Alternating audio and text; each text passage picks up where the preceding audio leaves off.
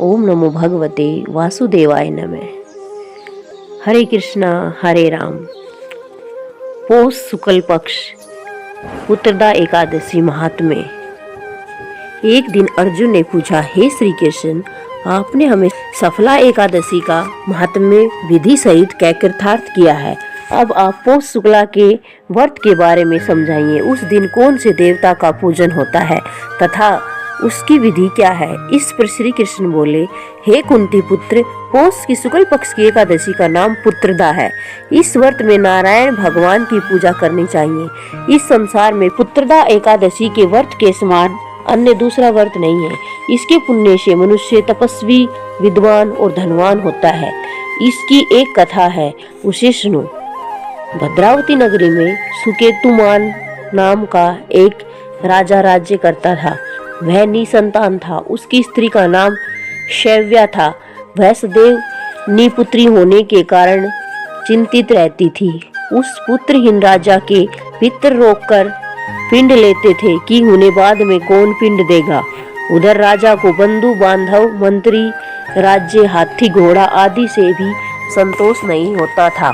वह विचार करता था कि मेरे मरने पर मुझे कौन पिंड देगा। बिना पुत्र के पितरों और देवताओं से पूर्णी नहीं हो सकते। जिस घर में पुत्र नहीं वहां सदैव अंधेरा ही रहता है।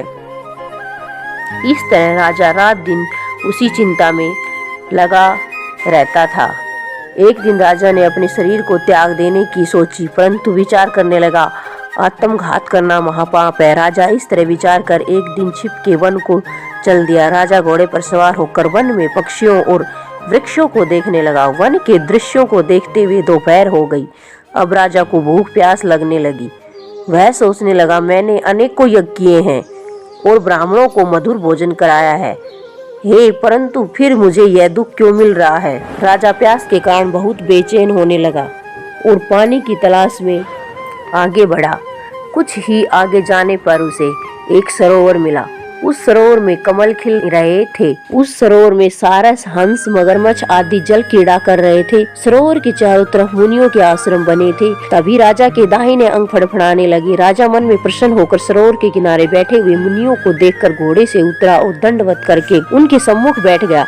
राजा को देखकर मुनीश्वर बोले, हे राजन, हम तुमसे अत्यंत प्रसन्न हैं। तुम इस जगह कैसे आए हो, सो कहो। इस पर राजा ने उनसे पूछा, हे मुनीश्वरों, आप कौन हैं और किस लिए यहाँ पधारे हैं। मुनि बोले, हे राजन, आज पुत्र की इच्छा करने वाले को उत्तम संतान देने वाली पुत्रदा एकादशी है। हम लोग विश्व देव हैं और इस सरोवर पर स्नान करने आए हैं। इस पर राजा बोला, हे मुनीश्वर, मेरे भी कोई पुत्र नहीं है। यदि आप मुझ पर प्रसन्न हो तो एक पुत्र का वरदान दीजिए। मुनि बोले, हे राजन, आज पुत्रदा एकादशी है। आप इसका व्रत करें, भगवान की कृपा से आपको अवश्य पुत्र होगा। मुनि के वचनों के अनुसार राजा ने उस दिन प्रयाण किया और मुनियों को प्रणाम करके अपने महल को वापस आया। रात्रि में रानी ने गर्भ को धारण किया और 9 माह पश्चात उसके एक उत्तम पुत्र रतन पैदा हुआ।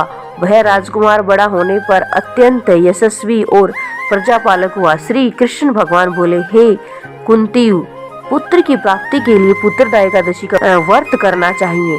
जो मनुष्य इसका महात्म्य श्रवण व पठन करते हैं उसे स्वर्ग मिलता है। फलाहार। इस दिन नारायण जी की पूजा की जाती है। इस दिन बछड़े की माँ गौ माता के दूध का सगार लिया जाता है।